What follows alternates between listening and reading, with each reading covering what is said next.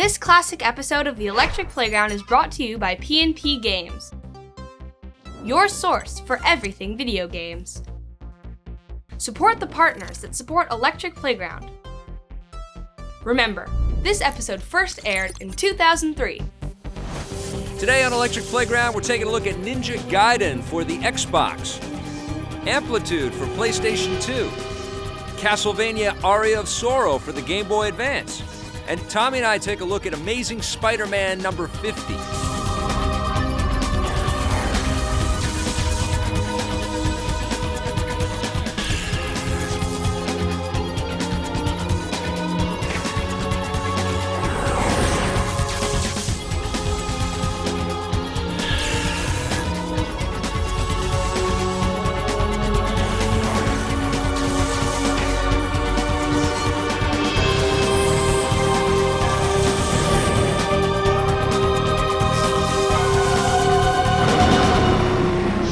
Now, a couple years ago, Sony came out with an interactive music game called Frequency.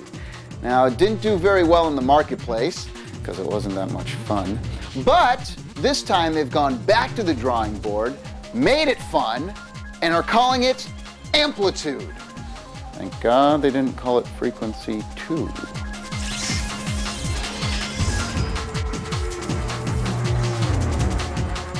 Hey, I'm here at Sony HQ in Foster City, California. I'm sitting with Chuck Doud, who is the music director here at Sony, and we're talking about his brand new game. It's called Amplitude, and this is the sequel to Frequency? It is, yeah. Yes? It's essentially like a sequel to Frequency.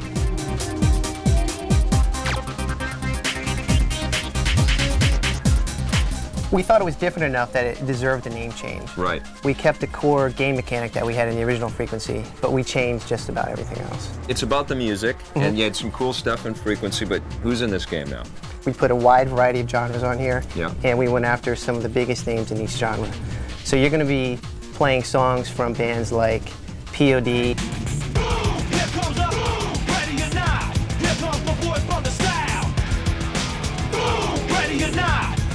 You like me now, I say we rep the South. So what you talking about? Pink, Blink-182, Slipknot, David Bowie. David Bowie. You know, we've got Run DMC in here. This one death rapper, I know I can hang. I'm repping Run DMC, like Cooper Cool in the gang. We've got BT, we've got Karashi. I mean, it's a pretty formidable lineup of acts. What's the response when these guys sit down and play the game with their music and stuff? What do they say? The response was overwhelmingly positive. Yeah. You know, I mean, there's never been a game out there like this before. They love the fact that the music is actually featured. Yeah. It's not relegated to just being like a static kind of background track, as it typically is when a song's in a video game. In Amplitude, music is the game. It's dynamic, it's alive, you know, you're immersed in it. And when you're in that artist level, that's pretty much all you're thinking about. This is a difficult game to sort of just show and you get it all the time. Explain to people why they got to give this game a chance. Because you've never played anything like it.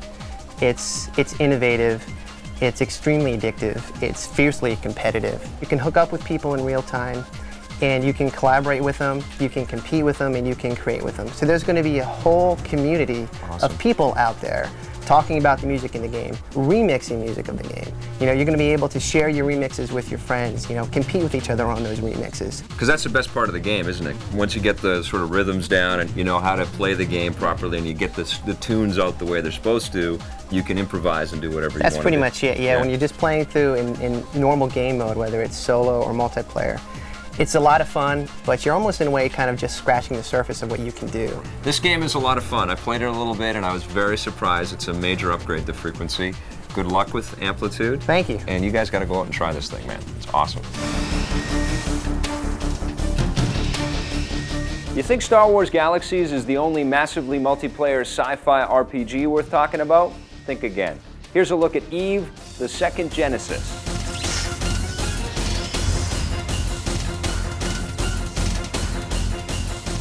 I'm here with Mike Wallis, who is the producer for EVE Online. Tell me, what is EVE Online? EVE Online is a massively multiplayer science fiction game set in the future. And basically, the entire game is the development of the character and the acquisition of wealth. Now, as you were producing this game, what characters did you give us to play with? There are 4 races, and these races are the Amar, the Minmatar, the Galanti, and the Caldari. Are they humanoid or? The setting is 7,000 years or so in the future. Humans discover this thing called the Eve Gate, which they use to propel themselves through a wormhole into an adjacent galaxy. Now, the Eve Gate collapses, and the civilization sort of goes into the dark ages because technology is lost. Do we have ships and vehicles that we can ride around in? We have 80 different types of ships: frigates, cruisers, battleships, Titans, which are like mobile space stations, and industrial ships, which are large transports. And do we have weapons or tools we're using? Absolutely. We have about 4,000 different types of ship modules, from weapons, the missile launchers, shields, armor, engines, power boosters, etc. Mike, what makes this game unique? Why are other players going to jump to your game? Well, the first thing is that we support 30,000 simultaneous users, so the gaming universe will just be that much larger and you encounter that many more players. The next thing is that EVE is entirely player-based economy, so everything from the missiles you fire, to the weapons that you construct, to the ships that you fly, are all built and manufactured by players. So a player needs to go out and do mining to get ore and raw materials, get a blueprint, and then take it to a factory, which then they can manufacture those items. Hey, don't change this bat channel. We're coming right back with Adam West.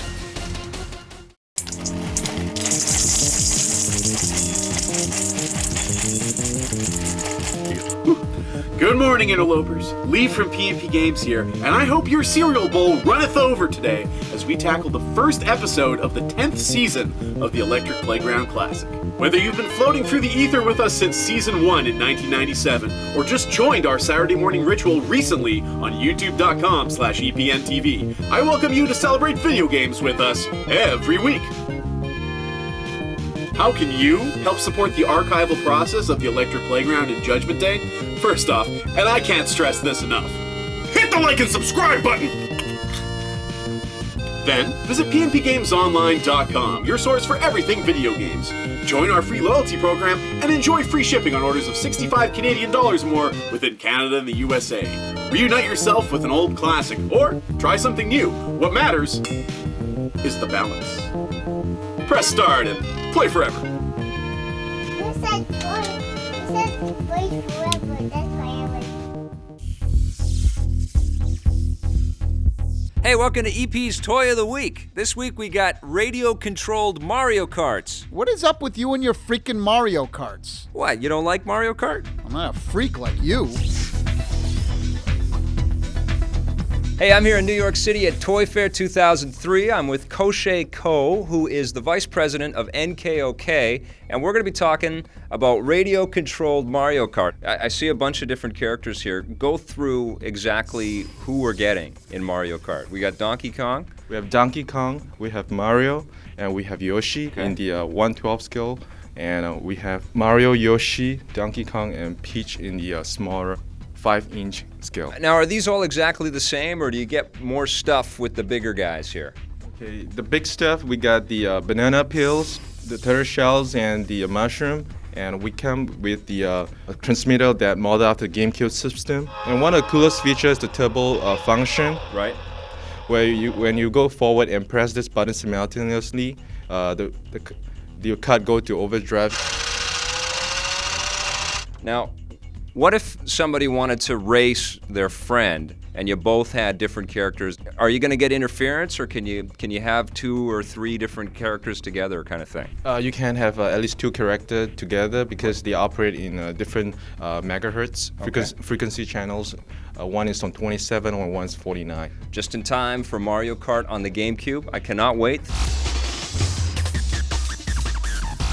Hey, I'm here with Adam West, the original Batman. No, not the original, the classic. The classic. Sorry, I never get it right. You're working with a company that is producing a game called Beat the Experts. That's right. Now, what is this all about? And whoever has the game can play the game against the celebrity. That's cool. Yeah. Now, you are the expert in what category, sir? Well, I guess I'd be in TV and movies and stuff like that. Right on. Yeah. And Batman? Batman, of course, is there. Okay. Well represented. Yeah. Excellent. Well, I have a question for you, a Batman question. Yeah? Why hasn't there been a good Batman video game? You just stumped the celebrity. You have no idea? No, I don't. I'll tell you why. It's because they haven't got you to do the voice for a Batman video. Maybe so. What do you think of the whole Batman phenomenon on since your day to the way it is right now? You know, I've had 35 years of all this stuff. Yeah. And it's amazing that it just continues. Yeah, it's nice to be part of a classic. There's a lot of love for you, man. Well, I mean, there's a lot of people that grew up look, with you. I'm still so young and pretty. I don't get it, but... Are you serious? Well, no, it's I ask for a ninja costume and you get me this. I look stupid. Hey, there's a new game coming out called Ninja Gaiden. It's based on the old arcade game that used to be out there. It's coming out on the Xbox from Tecmo, the makers of Extreme Beach Volleyball. No, we should do this in a different thing.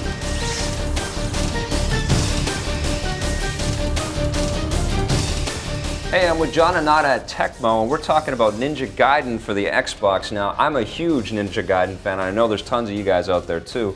What are you guys doing with this game for the Xbox, and why did you decide to bring back Ninja Gaiden? Well, first of all, we got tired of people asking us to bring back Ninja Gaiden. Right. So just so that we don't have to hear people asking us, we decided to bring it back. What we're doing for Xbox, of course, we're maximizing the power of Xbox. Cool. We're making everything look significantly better. It plays much faster in 3D environments. Are you keeping all of the same gameplay elements that we remember from the arcade versions of Ninja Gaiden? I'm happy to tell you that the answer is yes. If you played the old Ninja Gaiden, you would recognize, you would have a big smile on your face. Now the gameplay is in full 3D.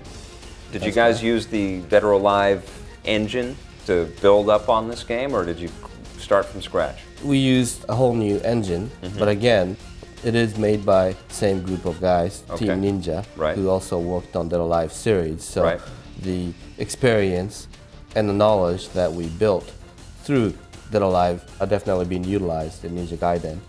Dead or Alive 3 still is one of the most beautiful games I've ever seen in my life. Is Ninja Gaiden, with all of its vast areas to explore and all the different creatures and stuff that you're going to encounter, is it going to be a better looking game than Dead or Alive 3? That's a tricky question. Right. We have to look at the balance of the game. You know, there's only so much capacity, memory, power, you know, we have to work within. So by implementing additional hidden items and puzzle elements, destructible objects, hidden rooms, and whatnot, we have to balance things out. So I think within this 3D action adventure environment, this will be the most beautiful game you've ever seen. How large is this game going to end up being? At this point, we don't know yet. You know, we're going to go as far as we can go until the management says stop. Awesome, John. I know that this game is going to be a sight to see. It's time to meet the fighters of Soul Calibur II! As an infant, Kilik was found abandoned on Lingsheng-Su Mountain and was taken in by the elders of the ancient temple there. Martial arts training became part of his daily life, and by the age of 16, Kilik's skills with the quarterstaff were so well developed, he was chosen to be the next successor of the secret art of the Lingsheng-Su style rod. Now 23, Kilik wields the sacred Kali Yuga rod with lightning-fast attacks at mid and long range. His moves are quick and agile, and he alone is able to handle his mystical weapon. After the break, we go racing with Tommy in IndyCar Series. The Electric Playground Classic is brought to you by PNP Games. Support EP Classic by shopping at pnpgamesonline.com. I'm with Mathieu Ferland, who's a producer from Splinter Cell, one of my favorite games of all time, and I wanted to say congratulations, man. Thank you. Good to see you. Good to see you again. Did you have any clue when you were building this game, and it took months and months to get it to the level that it's at, that it was going to be so popular and so well received? We knew we had some good feature in the game, but before E3, we didn't know anything about our competition, so we thought that maybe a lot of other game developers would have some of those features, especially for the lightings and some of the mechanics we're doing. After E3, we're like, okay, we might hold something. We're holding something here. So there's a bomb So either it explodes in our face or it explodes in the market. I love the fact that you can keep going back into the game and find new ways to enjoy it. It's really the true, interactive toy. It's such an amazing accomplishment. You guys are going to be putting out downloadable content for Splinter Cell. Can you tell us a little bit about that? What are we going to be getting out of those levels? The experience is a little bit different since you're going to enjoy much more the split jump and that sort of opportunities. There's one guy left on the field, which is Philip Mass, the programmer you've seen on the elevator of the Defense Ministry. Yes. So he's still running, and you gotta get this guy and neutralize him, in fact. So it's only one level? It's only one level, yes. So far, So far. And what are you guys going to do for that? Is that going to be a free download for everybody out there? Or are you going to charge Xbox Live users to get that leveled, or do you guys know that yet? We want all the materials to be free for Xbox Live users. It's a way to say thanks, in fact, to our fans. Codemasters has received a lot of recognition for its incredibly realistic Colin McRae rally games. Well, the question is, can they achieve the same success with their brand new game based on the IndyCar series? We went to Phoenix to find out.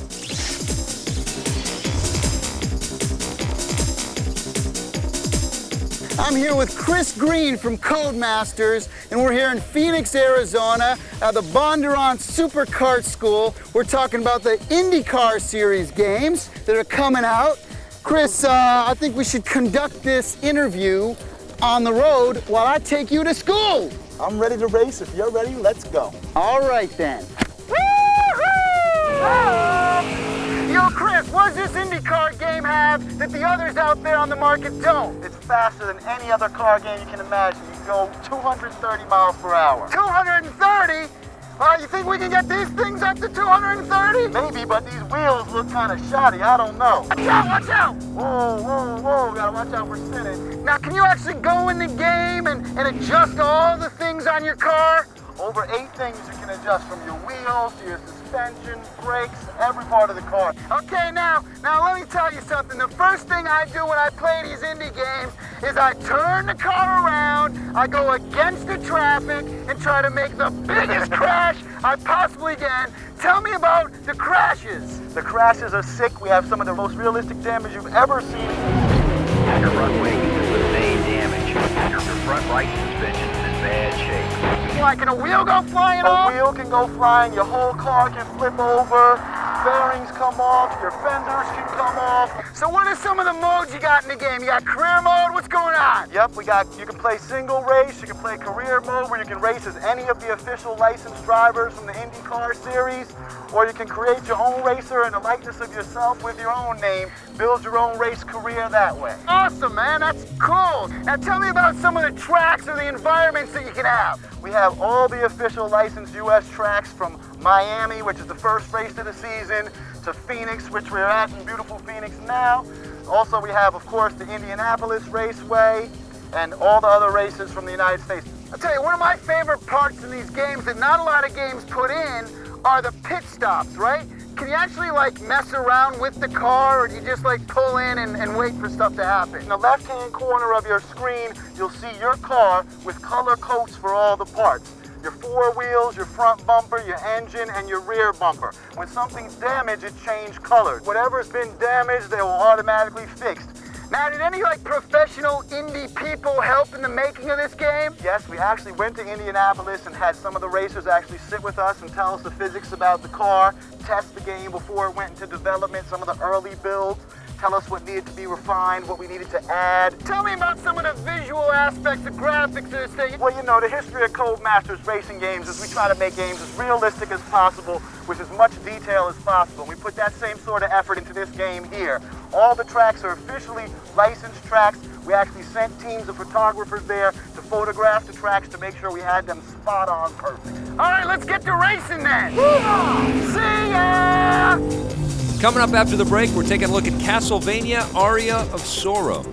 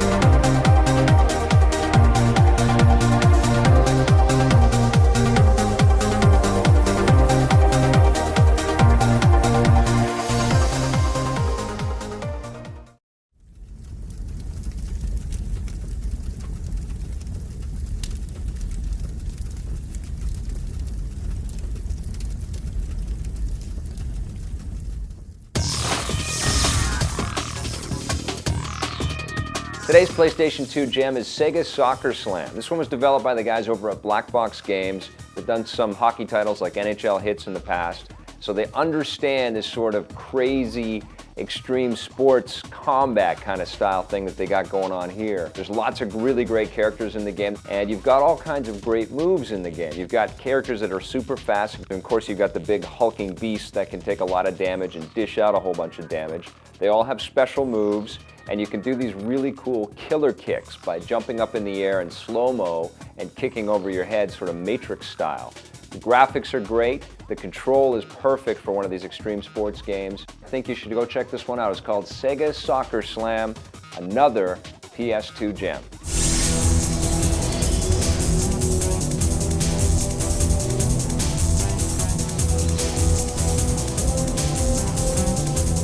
Well, this is the first time that Castlevania has gone away from the Belmont family and has chosen a new character and has actually taken the series into the future. There's definitely a connection. Of course, it takes place in Dracula's castle. That's one common thing between all the games. Can't really give out all the details, but you'll definitely think this is a real Castlevania game.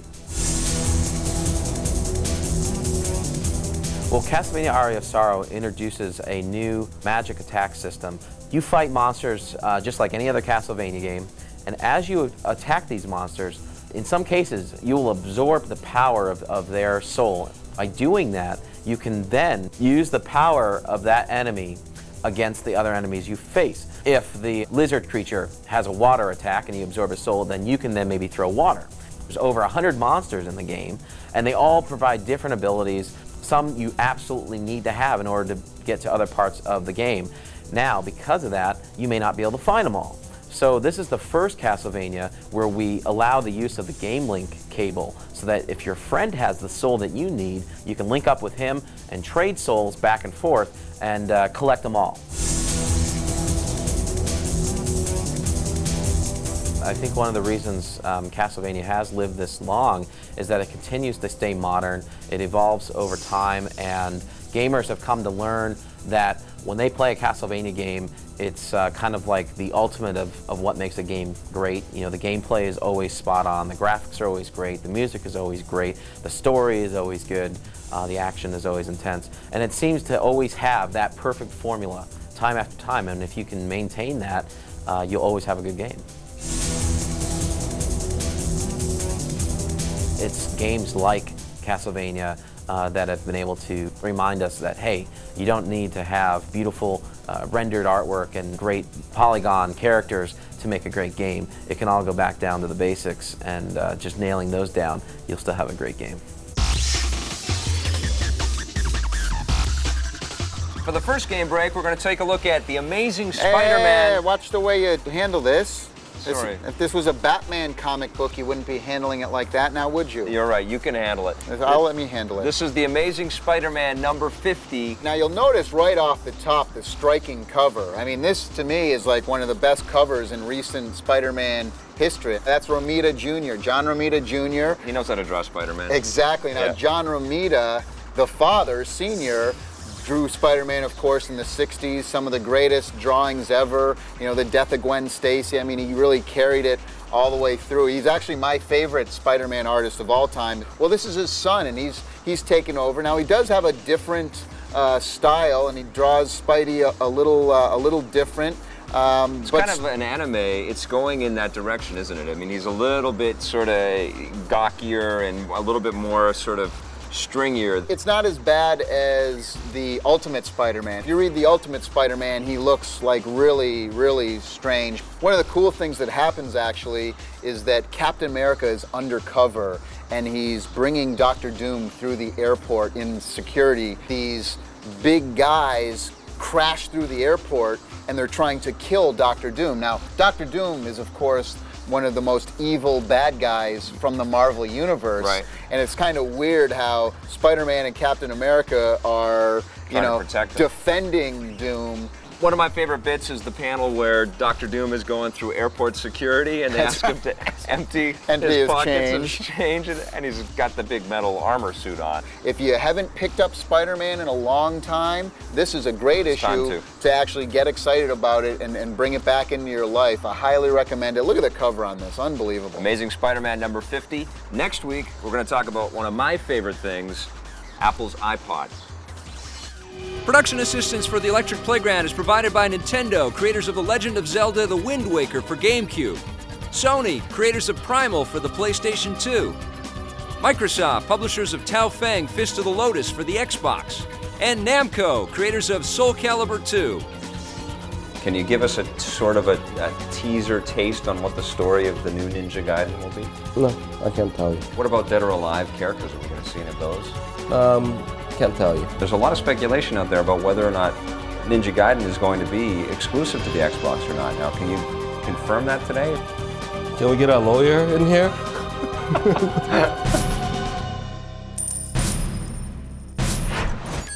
This classic episode of the Electric Playground was brought to you by P&P Games, your source for everything video games.